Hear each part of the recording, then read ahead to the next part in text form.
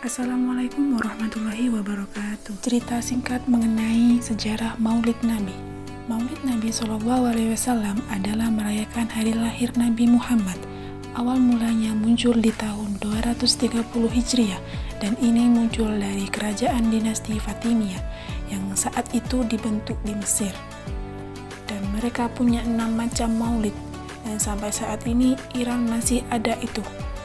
Jadi yang berfaham Syiah memang mengikuti ini. Sayangnya banyak ahli sunnah yang menarik ajaran ini, pemahaman ini kepada pemahaman mereka. Padahal sebenarnya pemahaman orang-orang Syiah dan Syiah ini jelas mengkafirkan sahabat, mengatakan Al-Quran kurang. Mereka punya 6 maulid. Maulid SAW, Hasan Husain, Fatimah, Ali, dan raja mereka.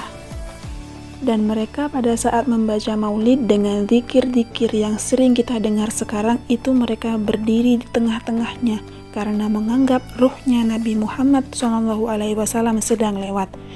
Banyak orang ahli sunnah di Indonesia yang benci dengan Syiah karena pemahaman Syiah jelas mengkafirkan sahabat, mencaci maki Abu Bakar dan Umar, mengkafirkan mereka, menyatakan Al-Quran kurang, tapi mereka tidak sadar maulid yang mereka lakukan adalah acara orang Syiah. Jadi munculnya di tahun 230 Hijriah dan dilakukan oleh Syiah. Pada saat itu ia mendirikan dinasti Fatimiyah. Mungkin itu gambaran sekilas mengenai sejarah maulid Nabi Muhammad SAW. Kenapa orang Syiah Fatimiyah waktu itu mengadakan maulid Nabi?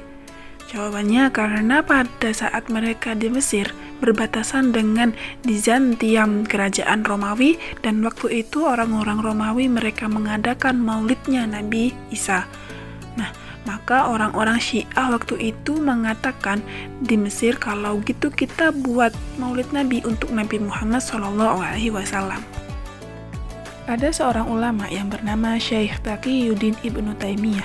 Beliau berkata, mengagungkan maulid Nabi adalah mengandung pahala yang sangat agung karena hal itu adalah wujud takzim kepada Rasulullah. Apakah peringatan maulid Nabi itu diharamkan? Karena ada sebagian dari kalangan muslim yang mengharamkan peringatan maulid Nabi.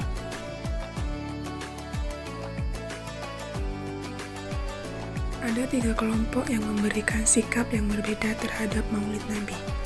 Yang pertama, kelompok yang mengharamkan. Artinya ada alasan yang mereka ambil dari hadis, yaitu hadis yang mencerminkan bahwa kita tidak boleh bertasabuh. Yang kedua, yakni kelompok yang mengkategorikan mudah dalam artian netral, karena maulid Nabi dikategorikan sebagai peristiwa budaya, bukan peristiwa ibadah.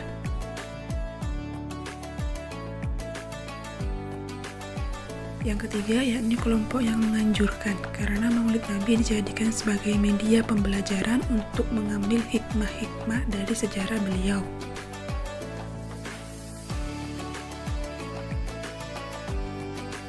Adapun dalil yang menjadi dasar peringatan maulid Nabi. Yang pertama adalah surat Yunus ayat 58 yang artinya, katakanlah Nabi Muhammad dengan karunia Allah dan rahmatnya itu hendaklah mereka bergembira. Itu lebih baik daripada apa yang mereka lakukan.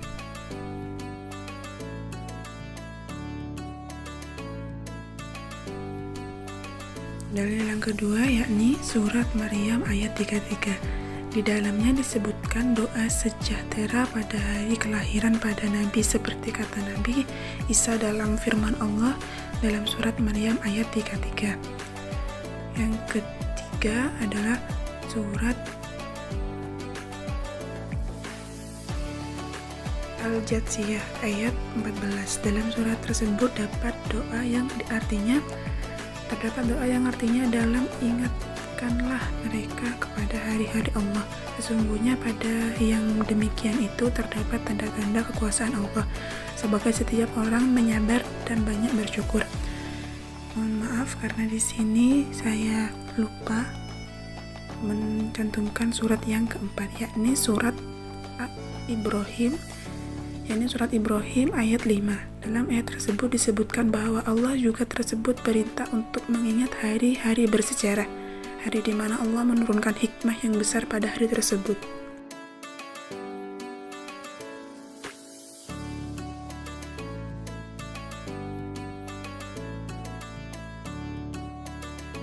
Kembali ke judul awal pembahasan kita, yakni tradisi Maulid Nabi Muhammad SAW di Desa Bulu Pitu.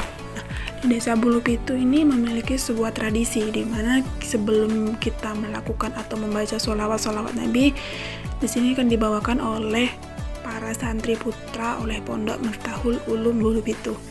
Nah, ini tempatnya tepat di dalam Pondok Pesantren Miftahul Ulum milik Kiai Husain. Nah, disinilah tempat para masyarakat Bulu Pitu berkumpul untuk ikut serta menyambut Maulid Nabi SAW. Mereka datang ke sini dengan membawa beberapa bingkisan yang isinya terdiri dari buah-buahan, makanan, dan ada yang berisikan bahan-bahan mentah seperti contohnya minyak, beras, maupun gula. Nah, di sini dapat kita lihat bahwa sambil menunggu masyarakat Bulu Pitu berkumpul, para santri putra Miftahul Ulum ini membawakan sebuah sholawat dengan diiringi dengan hadroh, ya tentunya. Di sini sambil menunggu para masyarakat untuk berkumpul. Nantinya setelah masyarakat berkumpul, acaranya akan dilanjut dengan membaca sholawat Nabi bersama para masyarakat Bulu Pitu. Nah, di sini bingkisan yang dibawa oleh masyarakat dikumpulkan tepat di dalam masjid. Ada beberapa bingkisan yang sengaja memang untuk dipegang sendiri, artinya tidak ditukar atau dikumpulkan dalam satu titik. Nah, setelah semuanya sudah berkumpul, dilanjutkan dengan membaca sholawat Nabi, kemudian dilanjutkan dengan ceramah yang akan dibawakan oleh pemilik Pondok Pesantren Miftahul Ulum, yakni Abah Husain. Nah, dapat kita lihat di sini ada pohon buah-buahan dan pohon ampau yang berisikan uang. Setelah ceramah selesai yang dibawakan oleh pemilik Pondok Pesantren Miftahul Ulum, kemudian dilanjutkan dengan tradisi pengambilan buah-buahan dan pengambilan amplop oleh masyarakat putra Miftahul Ulum. Diawali dengan masyarakat terlebih dahulu. Nah, di sini para masyarakat dipersilakan maju dengan berbaris agar rapi. Nah, di sini mereka mengambil masing-masing satu buah dan masing-masing satu amplop. Setelah mereka mengambil, mereka kemudian ke belakang dan terus bergiliran sampai dengan gilirannya para santri putra Miftahul Ulum. Nah, nantinya setelah ini pengambilan buah-buahan selesai, dilanjutkan dengan penutupan, yakni doa. Setelah doa, kemudian bingkisan-bingkisan yang diletakkan di bawah pohon-pohon ini diberikan kepada masyarakat dan juga kepada santri putra. Nah, setelah selesai, apabila di pohon amplop dan pohon buah ada sisanya, nah ini dikeluarkan dari masjid dan dirobohkan. Nah, dari situ masyarakat bisa mengambil sepuasnya buah-buahan yang mereka inginkan tanpa harus berbaris. Nah, momen inilah yang ditunggu-tunggu oleh para masyarakat, tidak hanya di kalangan anak-anak saja, tetapi pada kalangan orang dewasa juga menunggu momen hal ini. Karena saat pohon ini dikeluarkan dan mereka berebut buah-buahan yang mereka inginkan, hal itu seru dan membuat para masyarakat dan anak-anak itu gembira karena mereka bisa mengambil buah-buahan yang mereka inginkan. Tidak hanya buah yang mereka peroleh, karena mereka juga mendapatkan satu amplop dan mereka juga mendapatkan satu bingkisan atau istilahnya berkat. Nah, jadi ketika dia pulang itu, masyarakat pulang ke rumah mereka masing-masing, mereka sudah mendapatkan 3, yakni buah-buahan, amplop, dan bingkisan atau berkat.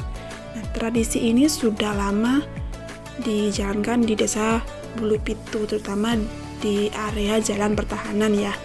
Nah, di sini dapat kita lihat antusiasme para masyarakat dan para santri dalam menyambut Maulid Nabi Muhammad SAW. Ada 7 hikmah dari Maulid Nabi Muhammad SAW bagi umat Islam. Yang pertama, peringatan hari lahir Nabi Muhammad. 12 Rabiul Awal pada tahun Gajah merupakan hari lahirnya Nabi Muhammad SAW. Beliau adalah sosok penuh teladan yang dipilih Allah Subhanahu wa Ta'ala sebagai rahmat bagi alam semesta. Yang kedua, perbanyak sholawat. Maulid Nabi tentunya menjadi momentum untuk mengirimkan sholawat kepada Nabi Muhammad SAW. Hikmahnya umat Islam jadi terdorong mengamalkan banyak sholawat dalam kehidupan sehari-hari dengan harapan mendapatkan syafaat Nabi. Yang ketiga, meningkatkan rasa syukur. 12 Rabiul Awal tahun Gajah mempunyai banyak kebaikan. Salah satunya saat Allah Subhanahu wa Ta'ala menciptakan berbagai macam bentuk pepohonan tepatnya pada Senin.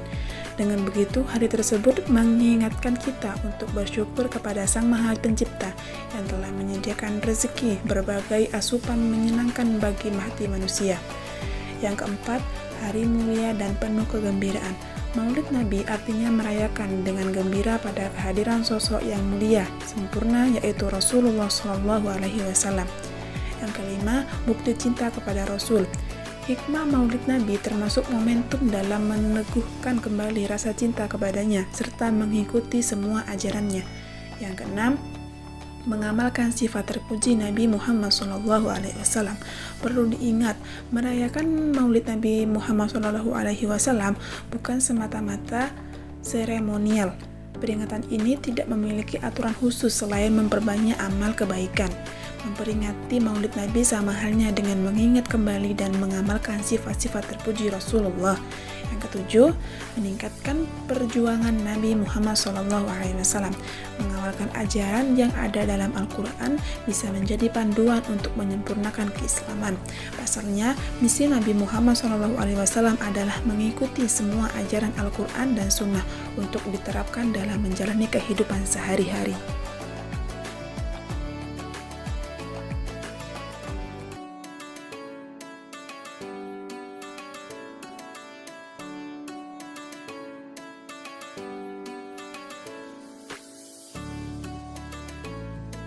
Kita juga bisa mengambil nilai dan makna dari Maulid Nabi Muhammad SAW.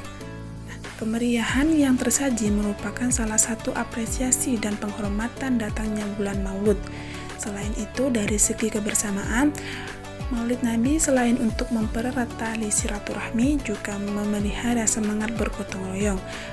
Kalau dahulu gotong royong dicurahkan secara nyata dengan tenaga, saat ini dilakukan dalam bentuk uang, barang ataupun kepedulian saja sudah bisa menunjukkan partisipasi pada tradisi Maulid Nabi, sehingga partisipasi warga yang berhalangan datang tetap tersalurkan.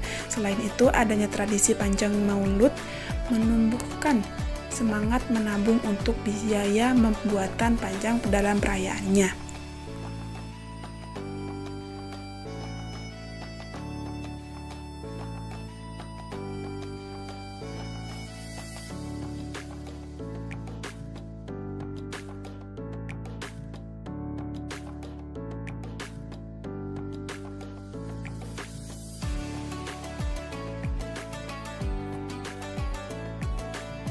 Berikut salah satu lantunan sholawat yang dibawakan saat Maulid Nabi Muhammad SAW.